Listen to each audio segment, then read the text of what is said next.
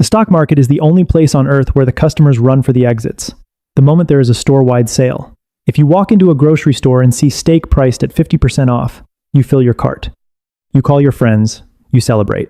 But when the S&P 500 drops 5% in a week, the world treats it like a house fire. People start screaming about the end of capitalism. They check their brokerage apps every 15 minutes with the same frantic energy of a person checking a pulse on a dying relative. This behavior is not an accident. It is a feature of the system. According to data from the New York Stock Exchange, the average holding period for a stock in the 1950s was about 8 years. Today, it is less than 10 months. We have traded long-term wealth creation for high-frequency anxiety. This shift was engineered. The entire financial industry, from the 24-hour news networks like CNBC to the flashing red notifications on your phone, is designed to keep you in a state of constant agitation. Why? Because they do not make money when you sit still. They make money when you panic. They make money on the spread, the commissions, and the sheer volume of your indecision. If you have been feeling like the game is rigged, you are half right. The game is not rigged to make you lose money through bad luck. It is rigged to make you hand over your money because you cannot handle the silence of doing nothing. Over the past few days, we saw a perfect microcosm of this insanity. Tuesday and Wednesday were bloodbaths. The headlines claimed that AI was a bubble, that software was eating itself, and that valuations finally mattered again. Then Friday came along. The charts turned green. And suddenly, the geniuses on X were claiming the bull market was back. It is a voting machine in the short term, fueled by caffeine and algorithmic terror. But if you want to win, you have to stop playing their game and start understanding the cold, hard math of probability that the big guys hope you never look at. To understand why the game feels rigged, you have to look at the plumbing of Wall Street. Most retail investors believe that when they click the buy button on a smartphone app, their order goes straight to the stock exchange. That is a charming, outdated fantasy. In reality, your order is often intercepted. This is a process called Payment for Order Flow, or PFOF. According to reports from the Securities and Exchange Commission, large market-making firms pay hundreds of millions of dollars to brokerage firms to handle your trades. They are not doing this out of the kindness of their hearts. They are buying your data. They want to see what the herd is doing seconds before it actually happens. When you and 10,000 other people decide to sell Nvidia at the same time, the market makers see that wave coming. They can adjust their own positions, front-run the momentum, and profit from the very volatility they help facilitate. This is the definition of a rigged environment. You are playing poker with a guy who can see your cards through a hidden camera. But here is the secret. This system only works if you keep playing hands. The house edge in a casino is insurmountable if you play for 1,000 rounds, but it is irrelevant if you never place a bet. In the stock market, every time you buy or sell in a panic, you are paying a hidden tax to the machines. You are feeding the beast that is trying to eat you. The Wall Street Journal has noted that during periods of extreme volatility, the profits of these market-making firms skyrocket. They love your fear, because fear is high volume. Peace and stability are bad for their business models. If you want to stop being the product, you have to stop providing the data. The only way to win against a high-frequency algorithm is to operate on a frequency it does not understand, the decade. The rigging of the game is not just technical, it is psychological, and the media is the primary delivery mechanism. Think about the business model of a financial news network. They do not sell financial wisdom, they sell advertising space. To sell advertising, they need eyeballs. And nothing captures a human eyeball like a flashing red banner and a headline about a coming economic apocalypse. If a financial analyst went on television every day and calmly stated that the market is up and you should do absolutely nothing, the ratings would crater. The network would go bankrupt. Instead, they are incentivized to find the most extreme voices. According to a study by the University of Florida, stocks that are frequently mentioned in the media tend to experience higher volatility and lower long-term returns for retail investors. This is because by the time a stock is being screamed about on television, the professional money has already moved in. You are being invited to the party just as the police are arriving to shut it down. The media creates a feedback loop of regret. When the market is up, they tell you about the people getting rich on some obscure penny stock, triggering your fear of missing out. When the market is down, they show you people crying in front of a stock ticker, triggering your fear of poverty. They keep you in a permanent state of emotional instability, making it impossible to stick to a rational plan. This is the invisible rig. You are being manipulated by people whose quarterly bonuses depend on your inability to stay calm.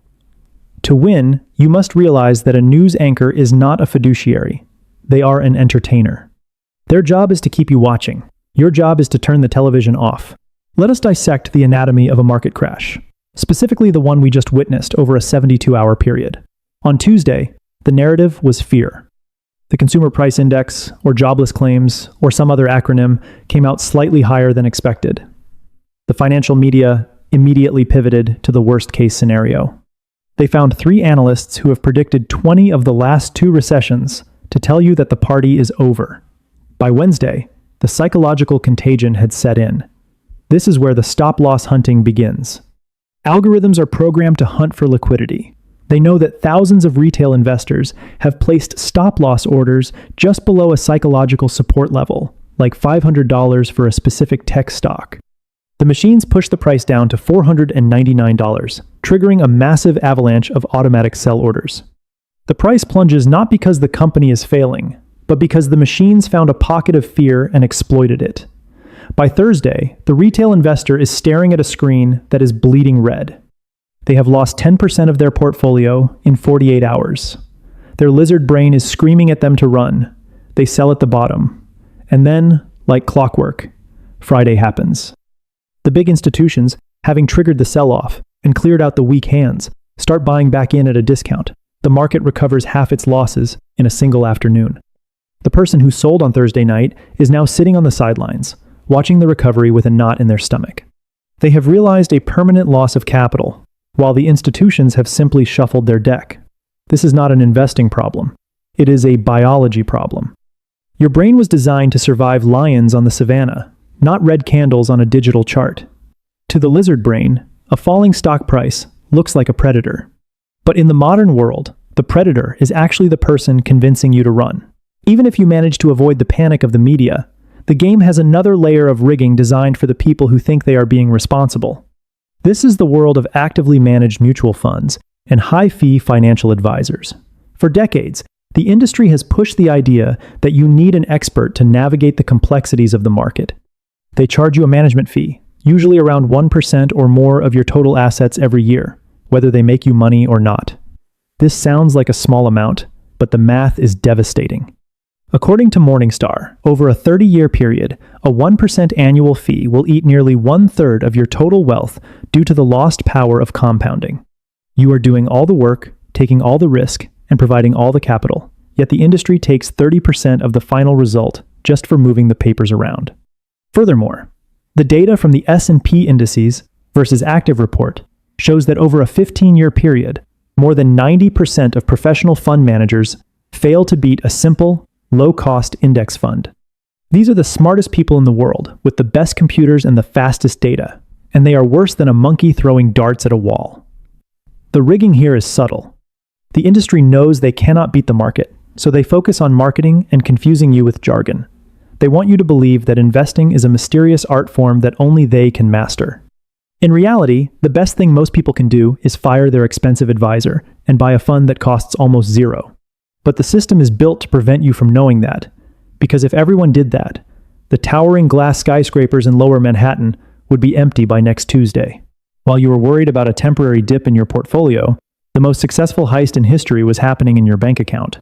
We have been conditioned to believe that cash is the ultimate safety net. We are told to keep our money in a savings account because it is insured, and it does not fluctuate.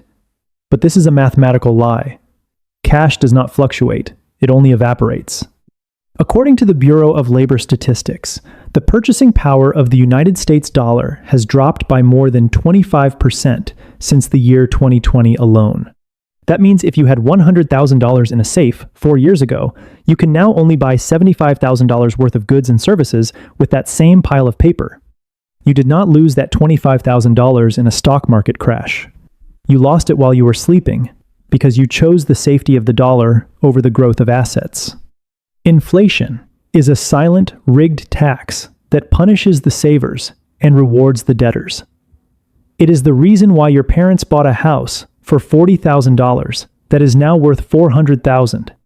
The house did not get 10 times better. The dollar just got 10 times worse.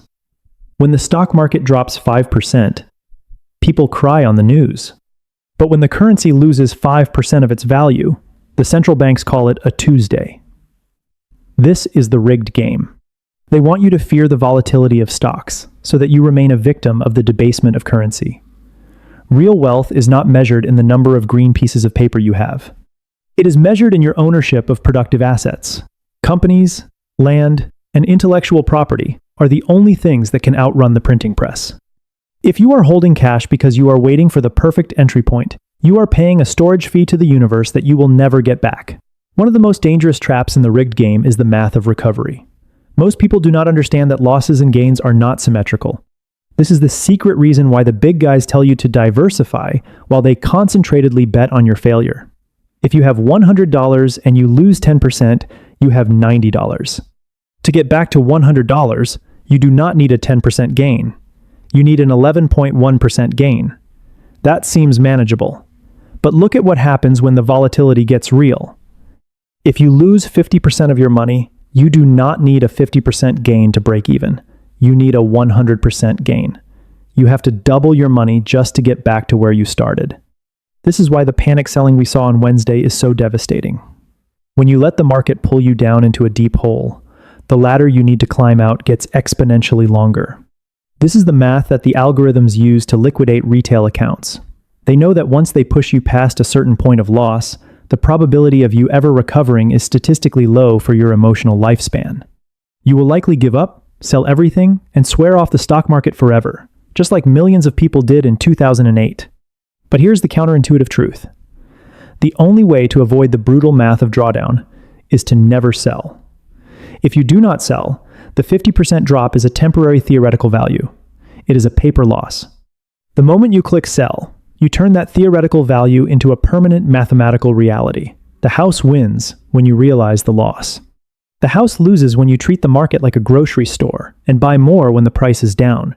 If you bought 50% more shares when the market dropped 50%, your break-even point is no longer a 100% gain.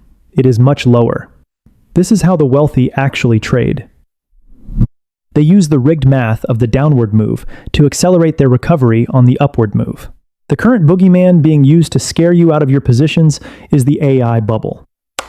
Every news cycle is filled with comparisons to the dot-com crash of the late 90s. The narrative is that we have run too far, too fast, and that the bill is finally coming due. But if you look at the actual balance sheets of the companies leading the charge, the comparison falls apart. In 1999, the darlings of the stock market were companies like Pets.com, which had a business model of losing money on every sale and trying to make it up in volume. Today, we are talking about companies like Nvidia, which has profit margins that would make a drug cartel jealous. According to financial filings, Nvidia's net income grew by over 600% in a single year. This is not a speculative bubble built on hopes and dreams. It is a fundamental shift in the global infrastructure of computing. Does that mean the stock cannot drop 40%? Of course not. Even the greatest companies in history, like Amazon, have seen 80% drawdowns. But there is a massive difference between a price bubble and a value bubble. A price bubble is when a great company gets too expensive for a moment. A value bubble is when a worthless company gets expensive forever. We are seeing a lot of price volatility, but the underlying value of technology is higher than it has ever been. The rigged game wants you to confuse the two. They want you to think that because the price is high, the value must be fake. They want you to sell your Nvidia or your Microsoft so they can buy it back when the fear peak hits. Remember, the dot-com crash did not happen because the internet was a fad. The internet changed the world exactly as promised. The crash happened because people could not separate the technology from the hype. The winners of that era were the people who bought the leaders and held them through the carnage. The losers were the people who bought the hype and sold the fear. The reason you keep trying to trade the market despite the terrible odds is because of a psychological error called survival bias. The financial industry loves to tell stories about the 19-year-old who turned $1,000 into $1 million by betting on some obscure crypto coin or a leveraged tech play. These stories are the gasoline that powers the engine of retail gambling. But for every one of those success stories, there are 10,000 people whose names you will never know because they lost everything. This is how the rigging works on a sociological level. It hides the graveyards and highlights the winners. If you walk into a casino and see one person hitting a jackpot, you forget about the 500 people behind them who are quietly feeding their life savings into a machine. When you see a trader on social media showing off a Lamborghini, you are seeing the result of extreme luck combined with extreme risk. You are not seeing a repeatable strategy. According to data from the Financial Industry Regulatory Authority, the vast majority of active traders lose money within their first year. Yet, the dream of the quick buck is so powerful that it blinds people to the mathematical reality. The rigged game counts on your desire to be the exception to the rule. It wants you to think that you are smarter than the average, that you have a special intuition, or that you have found a secret signal in the charts. This is the ego trap. The moment you believe you are special, the machines have won. The only way to win is to accept that you are average. Buy the average of the whole market, and let time do the heavy lifting. Humility is the ultimate defense against a system designed to exploit your arrogance. If the game is rigged, how do you actually win? You do it by becoming an outlier. The average investor is emotional, short-sighted, and undercapitalized. To win, you must be the opposite. First, let us address the limited capital argument. Many people feel they cannot win because they do not have $1 million to start with. But the math of compounding does not care about your starting balance. It cares about your consistency. According to a study by Fidelity, the best performing accounts in their system belong to people who had forgotten they had an account or who had died. The dead are the best investors because they do not check their phones. They do not read the news. They do not panic sell on a Wednesday afternoon. If you have a limited amount of money, your greatest asset is not your bank account. It is your time. $20 a week invested in a broad market index fund over 30 years becomes a fortune. But that only works if you never interrupt the compounding. Every time you sell because you are scared, you reset the clock. You are essentially cutting down a tree because it did not grow fast enough this week. Winning requires a level of psychological detachment that most people find uncomfortable. You have to be okay with being wrong in the short term to be right in the long term. You have to be okay with looking like an idiot while your friends are bragging about their quick gains in some meme coin. The rigged game is designed to lure you into the fast lane, where the accidents happen. The slow lane is boring, it is lonely, and it is almost guaranteed to get you to your destination. As the legendary investor Howard Marks says, you cannot do the same thing as everyone else and expect to outperform. If you want different results, you have to have a different temperament. We need to redefine what risk actually is. The financial industry has spent decades convincing you that volatility is risk. They show you a jagged line and tell you that because it goes up and down, it is dangerous. This is a lie. Volatility is not risk. It is the price of admission. If you want a guaranteed return with zero volatility, you can buy a government bond that pays you less than the rate of inflation, effectively guaranteeing that you will lose wealth over time. In that scenario, the lack of volatility is actually the highest risk of all. Real risk is the permanent loss of capital. Real risk is reaching 65 years old and realizing you do not have enough money to buy medicine because you were too scared of a 5% dip in the stock market 30 years ago. The rigged game uses the illusion of risk to keep you in low-return assets. They want you to be a consumer of financial products rather than an owner of the economy. Think about it. Why do the wealthiest people in the world own companies rather than just holding gold or cash? Because they know that volatility is just noise. According to historical data from Standard & Poor's, the market has recovered from every single drop, crash, and depression in its history, 100% of them. The probability of the market being higher in 10 years than it is today is statistically overwhelming. When you see a red screen, you are not seeing a loss of wealth. You are seeing a discount on future returns. If you can change your perspective to see volatility as a friend rather than an enemy, the rigged game loses its power over you. You stop being the prey and start being the predator, waiting patiently for the moment when everyone else's fear creates your opportunity. Finally, we have to talk about why you are doing this in the first place. It is not about the numbers on a screen. It is about your fiduciary duty. In the financial world, a fiduciary is someone who is legally obligated to act in the best interest of another person. You are the fiduciary for your future self. You are the fiduciary for your children and your grandchildren. When you make an emotional decision to sell your portfolio because you are scared, you are failing in that duty. You are stealing from your future self to satisfy a temporary emotional urge today. It is your responsibility to not be a victim of the system. It is your responsibility to understand that the world is built on the labor and innovation of billions of people, and the stock market is simply the way you claim your piece of that labor.